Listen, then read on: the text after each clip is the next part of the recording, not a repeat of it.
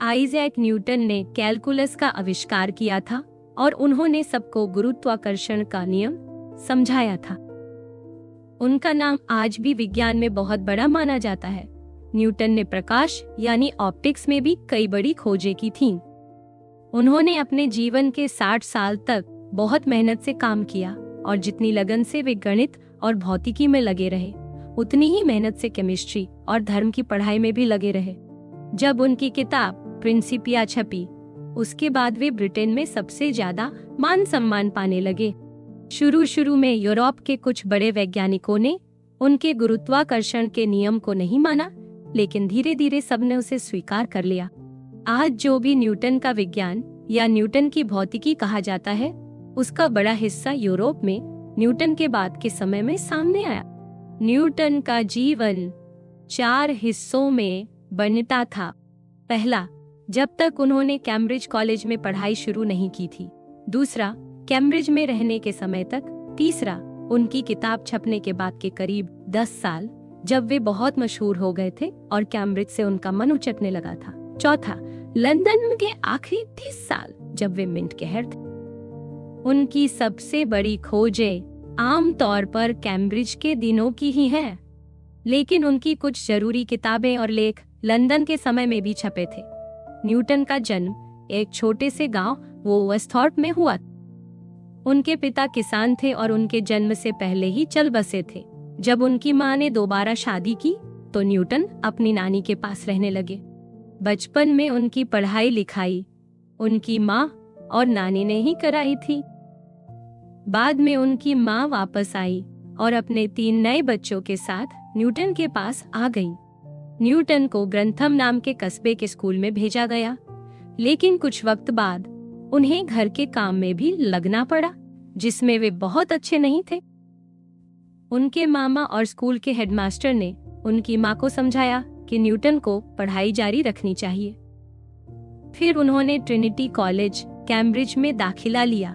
तब वे अपने साथियों से उम्र में थोड़े बड़े थे। न्यूटन के बचपन के दिन इंग्लैंड के लिए बहुत उथल पुथल वाले थे।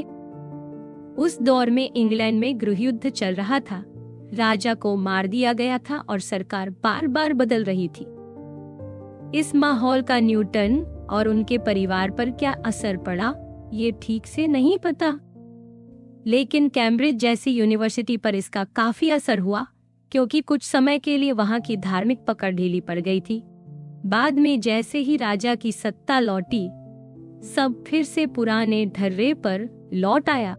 जब न्यूटन ने कैम्ब्रिज ज्वाइन किया, तब वहां का माहौल उनके जन्म के समय से बहुत अलग था।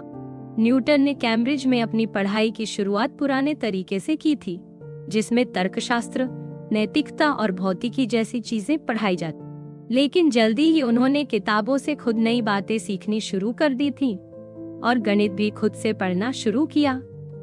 जब प्लेग के कारण यूनिवर्सिटी बंद हो गई थी, तो न्यूटन अपने गांव में रहकर भी लगातार पढ़ाई और प्रयोग करते रहे। इसी समय उन्होंने प्रकाश के बारे में अपने कुछ सबसे जरूरी प्रयोग किए और गुरुत्वाकर्षण से जुड़ी गणित भी समझी। इसी दौरान उन्होंने कैलकुलस जैसी बड़ी खोज भी कर ली थी। जब वे वापस कॉलेज लौटे तो रिसर्च करते रहे और खुद से टेलीस्कोप भी बना लिया।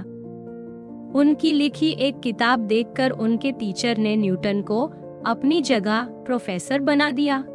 अगले करीब 15 साल तक न्यूटन ने रिसर्च और पढ़ाई दोनों की। उन्होंने गणित और ऑप्टिक्स पर लेक्चर दिए। कैलकुलस पर उन्होंने किताब लिखी थी, पर उसे उस वक्त कोई छापने को तैयार नहीं था, जिससे उनका मन गणित से कुछ समय के लिए हट गया। उनके कई लेक्चर ऑप्टिक्स यानी प्रकाश पर थे, जिनमें उन्होंने बहुत से प्रयोग किए थे। बाद में उन्होंने अपनी रिसर्च को लोगों के सामने रखा, जिससे कई लोगों ने उनकी बातों पर सवाल किए, जिससे न्यूटन कभी कभी परेशान भी हो जाते थे और फिर वे खुद को सबसे दूर रखने लगे थे। इसी दौरान वे गणित के बारे में भी कुछ लोगों से चिट्ठियों के जरिए बात करते रहे। न्यूटन की गणित में की गई खोजें भले ही छपी न हो, पर ये बातें छुपी नहीं रही। इसी समय न्यूटन ने अपने निजी रिसर्च भी शुरू किए, जिसमें केमिस्ट्री और धार्मिक विषय भी थे। उन्होंने केमिकल चीजें खरीदी और कई प्रयोग किए। इसी प्रोफेसर पद की वजह से न्यूटन ने धर्म से जुड़े कुछ अहम सवालों पर भी सोचना शुरू किया था। न्यूटन को इस समय तक तारों और ग्रहों की गति में ज्यादा दिलचस्पी नहीं थी। फिर हुक नाम के वैज्ञानिक ने उन्हें एक मुश्किल सवाल भेजा था कि अगर कोई चीज ऐसी ताकत से खिंचती हो जो दूरी के उल्टे वर्ग के हिसाब से घटती है तो उसकी चाल कैसी होगी। न्यूटन ने इस सवाल का हल खुद निकाल लिया था, लेकिन उन्होंने उस समय किसी को बताया नहीं। कुछ साल बाद हेली नाम के वैज्ञानिक ने भी उनसे वही सवाल किया, तो न्यूटन ने तुरंत बताया कि इसका जवाब अंडाकार है। उन्होंने अपनी सारी गणना हेली को लिखकर भेज दी थी। यही बातें बाद में उनकी सबसे मशहूर किताब का हिस्सा बनी। इसके बाद न्यूटन ने लगातार 3 साल अपनी किताब पर मेहनत की और छोटी सी गणना से शुरू होकर एक मोटी किताब तैयार की, जिसमें उन्होंने बहुत सी गणनाएं और नियम लिखे थे। जब यह किताब छपी तो न्यूटन बहुत मशहूर हो गए और उनका अकेलापन खत्म हो गया। किताब छपने के बाद न्यूटन का कैम्ब्रिज में मन कम लगने लगा था। उन्हें कई बार राजनीति और दूसरे कामों में भी शामिल होना पड़ा। इसी दौरान उन्होंने कुछ नए दोस्त बनाए और कई बड़े वैज्ञानिकों से मिले, लेकिन उनकी कुछ बातों से वे खुश नहीं हुए। उन्होंने अपनी किताब को दोबारा लिखना भी शुरू किया, लेकिन वह काम पूरा नहीं हो पाया। इस समय में न्यूटन ने केमिस्ट्री और धर्म पर भी काफी रिसर्च की, पर इन कामों को भी वे दुनिया से छुपा कर रखते थे। इन सब के बीच न्यूटन की तबीयत भी एक बार बहुत बिगड़ गई थी, जिससे उबरने के बाद उन्होंने फिर से रिसर्च की, लेकिन उन्हें उतनी सफलता नहीं मिली जितनी उन्हें उम्मीद थी। इन सालों में न्यूटन ने लंदन में एक अच्छी सरकारी नौकरी पाने की कोशिश की थी, लेकिन उन्हें शुरू में बड़ी कामयाबी नहीं मिली। बाद में उन्हें मिंट में एक छोटी नौकरी मिली और फिर वे मिंट के हेड भी बने। कुछ समय के लिए वे फिर से संसद सदस्य भी बने थे और उसी साल उन्होंने कॉलेज और प्रोफेसर की नौकरी छोड़ दी थी। बाद में वे एक बड़े वैज्ञानिक ग्रुप के हेड भी बन गए और उन्हें रानी ने सम्मानित भी किया। लंदन पहुंचने के बाद न्यूटन का जीवन पहले से बहुत बदल गया। अब वे बहुत बड़े और असरदार लोगों के साथ उठते बैठते थे। उनका घर का माहौल भी बदल गया था, क्योंकि उनकी भांजी उनके साथ रहने आ गई थी और कई साल तक उनके पास ही रही। उसकी शादी के बाद भी दोनों का रिश्ता बहुत करीबी रहा। लंदन के इन सालों में न्यूटन कई झगड़ों और विवादों में भी उलझे रहे। कुछ लोगों के साथ उनके मनमुटाव इतने बढ़ गए कि वो उनकी जिंदगी भर के दुश्मन बन गए। न्यूटन और लाइबनिट्ज के बीच गणित की खोज को लेकर बड़ी बहस हो गई थी, जिससे यूरोप और इंग्लैंड के वैज्ञानिक 2 हिस्सों में बंट गए। यह मतभेद बहुत सालों तक चला। लंदन में रहने के दौरान न्यूटन के पास अकेले रिसर्च के लिए पहले जितना समय नहीं था, फिर भी उन्होंने काम जारी रखा। उनकी ऑप्टिक्स नाम की किताब आखिरकार छपी, जिसमें गणित से जुड़ी 2 किताबें भी जुड़ी थीं। इसके बाद उन्होंने अपनी बाकी कई किताबें भी छपवाई। न्यूटन ने अपनी सबसे बड़ी किताब को भी कई बार दोबारा लिखा और उसमें नई बातें जोड़ी, खासकर तब जब उन्हें नए प्रयोगों के नतीजे मिले या किसी की आलोचना का जवाब देना था। तीसरी बार जब उन्होंने किताब में बदलाव किए, तब उनकी उम्र 80 साल के करीब थी। उस एडिशन में भी उन्होंने जरूरी बातें जोड़ी और वही उनकी सबसे सोच समझकर तैयार की गई किताब मानी जाती है। न्यूटन का निधन बहुत उम्र होने पर हुआ था। उनकी मौत के बाद भी उनकी पहचान और भी बढ़ती चली गई, क्योंकि उनकी कई किताबें और लिखी हुई चीजें लोगों के सामने आईं। लेकिन उनकी सारी लिखी बातें छप नहीं पाई थीं। बहुत सारी चीजें उनके परिवार के पास ही रह गई थी। बहुत समय बाद कुछ वैज्ञानिकों को उनके पुराने कागज पढ़ने का मौका मिला और उनमें से काफी कुछ यूनिवर्सिटी में रख लिया गया, बाकी कागज परिवार के पास ही रहे।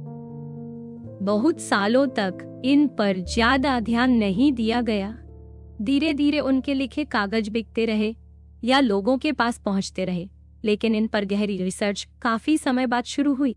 न्यूटन के काम और उनके असर को पूरी तरह से समझना थोड़ा मुश्किल है।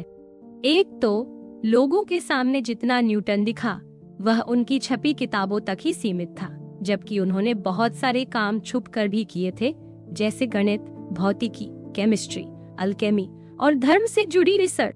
न्यूटन का असर उनकी जिंदगी में और उनके जाने के कुछ समय बाद तक उनकी किताबों के जरिए ही लोगों तक पहुंचा। दूसरा, लोगों ने न्यूटन के नाम पर कई ऐसी बातें भी जोड़ दी जो असल में उनके अपने विचार थे, न्यूटन के नहीं। न्यूटन की सोच को बाद में कई बड़े लोगों ने अपने अपने तरीके से आगे बढ़ाया। तीसरी बात यह है कि न्यूटन ने अपने जीवन में बहुत अलग अलग विषयों में खूब ध्यान और मेहनत लगाई थी, लेकिन वे अपने बारे में या अपने सोचने के तरीके के बारे में बहुत कम बातें छोड़ गए हैं। उनके बारे में जो किताबें और कहानियां हैं, उनमें लिखने वाले का नजरिया भी शामिल है। न्यूटन ने हर विषय पर बहुत अलग तरह से काम किया।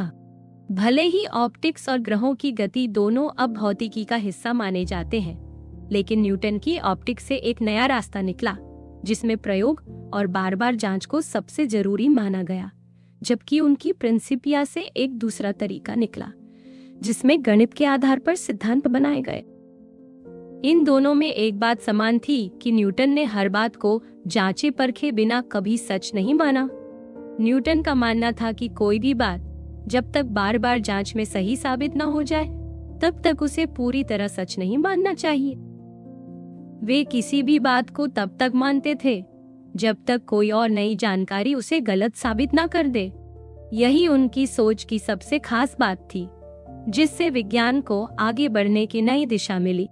न्यूटन का मानना था कि विज्ञान में कोई भी बात तब तक माननी चाहिए जब तक कि नए प्रयोग या अनुभव उसे गलत साबित न कर दे। उन्होंने हमेशा यही कोशिश की कि कोई भी सिद्धांत सिर्फ तर्क या अनुमान पर नहीं, बल्कि असली अनुभव और प्रमाण पर टिके।